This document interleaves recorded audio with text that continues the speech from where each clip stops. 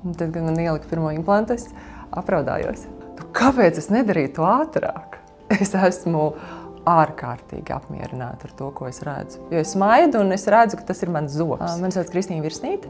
Es esmu televīzijas raidījuma vadītāja jau ļoti daudzus gadus. Es Dental Art pirmo reizi nonācu 2017. gadā. Man tikko bija piedzimis bērniņš. Mazākajam bērnam bija gads. Un zināt, kā jaunajām mamām pēc bērniņa piedzimšanas. Tur atklājās tāda diezgan nepatīkama aina ar zobiem. Mēdz teikt, ka katrs bērniņš paņem pa zobam, bet manā gadījumā tur bija diezgan nopietna situācija. Ļoti daudz labojumu zobu. Un, jā, tā bija pirmā reize, kad es šeit nonācu. Jau es esmu te ilgus gadus. Man šķiet, ka man Dental Art ir veiktas visas procedūras, kādas vien ir iespējams. Sākot no vienkārši higienas līdz zobu labošanai un kroņu uzlikšanai, un arī man ir 2 implanti. Man šķiet, tas ir tāds lielākais notikums, kas ar mani zobārsta krēslā ir noticis, jo tas tā ļoti, ļoti izmainīja dzīvi uz labu. Tā kā es Dental Art jau ārstējos kādu laiku, zobārsts ar mani arī ik pa laikam ierunājās: Kristīna, ka varbūt tu esi gatava implantam, tāpēc, ka es vienu zobu zaudēju ļoti sen, jau pirms 11 gadiem. Man bija platīte, un zobārsts ik pa laikam ierunājās: varbūt tu esi gatava, ko tu teiktu, ja tu domātu par implantu, bet tās bailes bija vienkārši tik milzīgas. Man vispār bija ļoti bail no zobārsta, kad es nonācu šajā klīnikā. Es, protams, nācu un darīju visu, kas ir jādara, un pacietīgi sēdēju krēslā, bet katru reizi jau kāpjot pa kāpnēm, jo pie durvīm jau šķita, ka sirds pa muti kāp laukā, un kas būs, lai gan es skaidri zinu, ka šeit pret mani neviens slikti neizturēsies, un vienmēr būs atsāpināšana, un man dienu pāri nedarīs, bet tās bailes, kas ir bērnībā iegūtas, bija vienkārši milzīgas. Un es sev kaut kā nemaz neatļāvu domāt par to, ka man varētu būt implants. Protams, sadzīvot ar platīti nebija patīkama sajūta. Tev katru dienu tā ir jāņem ārā, tu tīri. Un arī kaut kā vizuāli tā sirsnīgi pasmaidot. Un es mēdzu ļoti sirsnīgi smaidīt.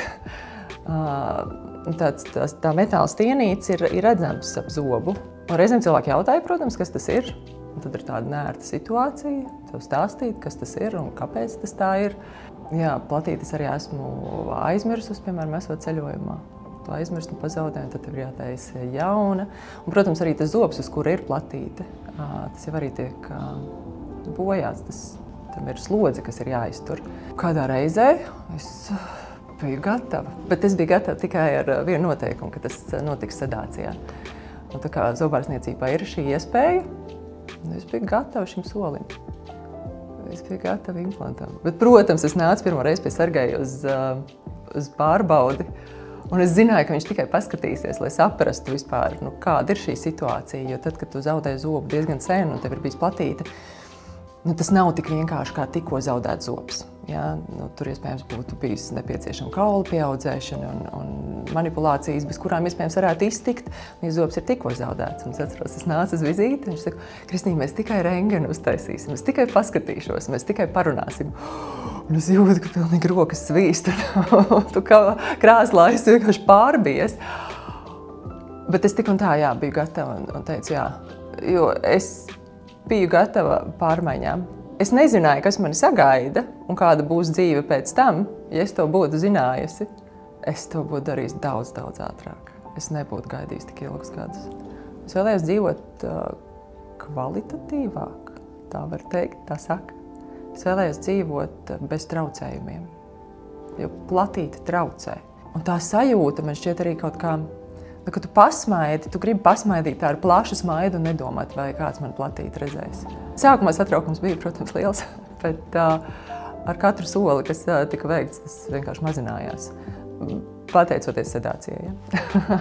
Šis process nebija tik liela satraukuma pilns, kā es biju to iedomājusies, ja? Kā es biju dramatizējusi. Savā galvā jau visu kaut ko mēs uzburam, visādas ārprāta ainas. Bet patiesībā tas ir daudz mierpilnāks process. Un ir cilvēki, kas to dara bez sedācijas. Viņi atnāk, apsēžas, pieceļas un aiziet. Bet tādiem bailīgiem, kā man bija risinājums. Tajā dienā, kad es patiesi nācu uz procedūru, un kad es zināju, šodien būs tā lielā diena, man ka tiks ievietots implants, es biju diezgan mierīga, jo es zināju, ka tas notiks sedācijā. Es neko neatcerēšos, nu vismaz tā ārsti teica. Man nekad iepriekš sedācija nebija veikta. Un tas man mierināja. Man bija, es biju ar mieru to darīt. Un tad es ierados, bet viss šeit ir ļoti mierīgi. No brīža, kad tevi sagaida jau reģistratūrā, līdz tu ienāc šeit un sargies, čau, jā, ar tādu milzīgu sirsnību viņš tevi sagaida. Un ir ārsts anesteziologs, un viņš saka, neuztraucies, tu patiesi būsi bez atmiņām no šīs procedūras. Jā, es nācu ar tādu absolūtu mieru. Un to, ka es esmu tam gatava, es vienkārši biju tam ļoti, ļoti gatava. Bet ar to jau viss nebeidzās. Man ir 2 implanti, ja? Un tad atklājās rengenā, es arī klausies, bet ir viens zobs, kurus skatos, ka ir iekaisums. Un tur bija varianti, kā mēs varētu to ārstēt, ko varētu darīt. Un beigās vairāku zobārstu konsultācijās tika pieņemts lēmums, ka no šī zoba ir jāšķirās. Tas bija vienkāršāks process nekā tā pirmā zoba implantācija, jo tas bija apakšā.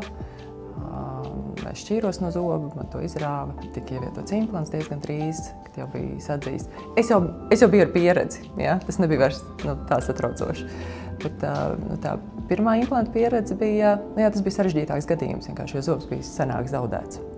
Man šķiet, katram, kurš ir tikko zaudējis zobu, teiktu, ilgi nedomājiet, nevelciet garumā. Es no tās procedūras neko neatceros, jo man bija sedācija, un man šķiet tas patīkamākais. Tu ierodies, ir noteikumi, kas tev ir jāievēro, kādu laiku tu nedrīksti ēst. Tāpat kā tu dodies uz kādu ķirurģisku manipulāciju. Un tad tu saņem sedāciju un viss, un tu vairs neko neatceries. Un tad tu mosties, pēc tevis ierodas kāds no taviem tuviniekiem, un tu dodies mājās atpūsties. Un tad, kad man ielika pirmo implantu, es apraudājos. Es nebiju gaidījis tādu emocionālu saviņojumu, bet tas bija tāpēc, ka es biju ļoti ilgus gadus dzīvojusi ar platīti, 11. Un tas nebija vienkārši process. Tu, protams, pierodi pie tā, bet tas bija ārkārtīgi saviņojošs process. Reizē arī tāds prieks un lepnums par sevi, ka es saņēmos un es to varēju izdarīt. Un šobrīd es vispār domāju, kāpēc es nedarīju to ātrāk? Es domāju, kā ar daudzām lietām, jo es nejūtu, ka man ir implants. Man šķiet, ka tas ir mans zobs. Tas ne ar ko neatšķiras. Nav sajūtas, ka tur būtu kāds svešķermenis, absolūti ne. Es esmu ārkārtīgi apmierināta ar to, ko es redzu. Jo es smaidu un es redzu, ka tas ir mans zobs. Tas nav kaut kā citādāks. Tas izskatās tieši tāpat kā viens no maniem zobiem. Manā krāsā arī vispārējais ir patiesi. Es domāju, ka neviens nekad nevarētu pateikt, ka man ir implanti. Man liekas, tam ir saistība ar tādu pārliecību par sevi, pašvērtējumu. Ka tu vienkārši smaidi plaši un tu dari to nedomājot. Jo vienmēr dzīvojot ar platīti, kaut kur šeit pakausī bija vienmēr doma, ka tu platīti redz. Un kaut kāda sevis šaustīšana, kas ir Kristīna, kāpēc nevar saņemties. Taču dari kaut ko, ja? Šobrīd šī visa nav, tas viss ir atkritis. Tu vienkārši dzīvo, tā ir kā tev būtu visi tavi zobi. Un tā ir ļoti laba sajūta. Es ļoti novēlu to piedzīvot. Smaidam ir milzīga nozīme, jo tas ir pirmais, ko cilvēki ierauga.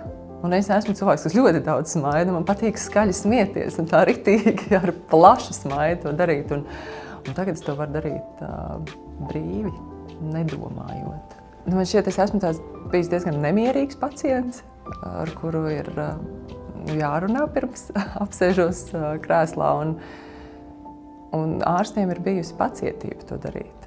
Pilnīgi pretēji pieredze, kādu es esmu piedzīvojis bērnībā. Tad, kad mēs daudzi, man šķiet, esam piedzīvojuši ļoti dramatiskus stāstus. Jā, tāda pacietība runāt ar mani, stāstīt, ka patiesi viss būs labi, un arī stāstīt, kas notiek, ko es tagad daru. Kas tagad būs.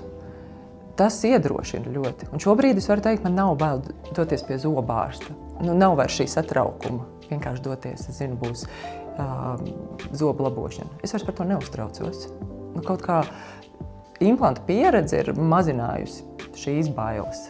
Bet tas tāpēc, ka ir ļoti jauka un sirsnīga attieksme. Es domāju, ka tas ir tas galvenais iemesls. Es šeit esmu ilgus gadus.